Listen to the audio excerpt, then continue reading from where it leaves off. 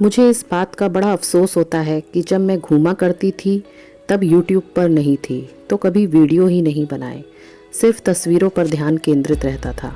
नहीं तो अब तक मेरे पास 70 से 80 ट्रैवल वीडियोस होती। कोरोना काल से पहले तक मैंने बहुत भ्रमण किया।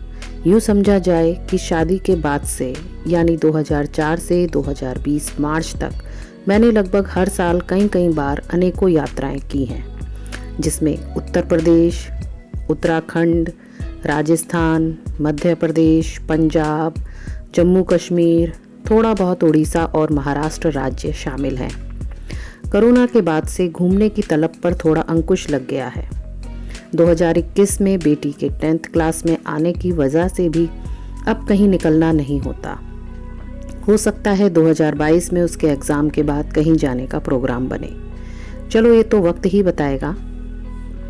अब तक जिन जिन स्थानों पर मैं गई हूँ वहाँ की यात्रा का वृत्तांत मैं अपनी डायरी में नोट कर लिया करती थी। मेरा जैसा भी अनुभव वहाँ रहा, उस वक्त मैं क्या सोचा करती थी, घूमने के संदर्भ में ही वही सब मैंने अपनी भावनाएं अपनी ट्रैवल डायरी में नोट कर रखी हैं। अब मैं इन्हें वीडियो का रूप देने जा रही हूँ। उस जगह के चित्र और मेरी ट्रैवल डायरी की आवाज़, इन दोनों के सहयोग से मैं स्थान विशेष का व्याख्यान करने की कोशिश करूँगी।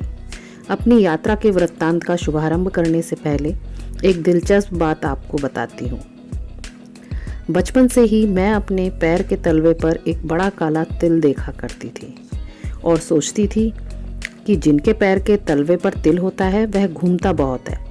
पर जल्द ही मुझे महसूस हो गया कि ये सब झूठ होता है, क्योंकि ज़िंदगी के 24 साल अलवर और आगरा के बीच ही गुम हो गए थे।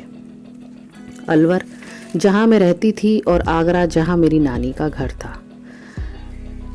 आपका ये सोचना व्यर्थ है कि मैंने आगरा तो घूमा ही होगा। जी नहीं, मैंने ताजमहल तक नहीं देखा था।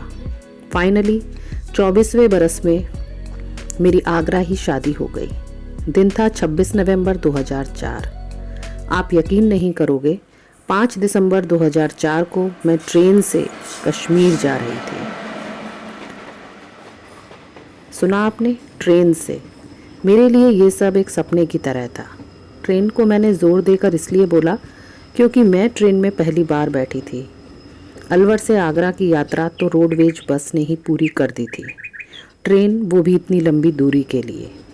आगरा से शाम को चले और अगले दिन जम्मू पहुँचे। मेरा दिल मेरी हथेली में आ टपका था।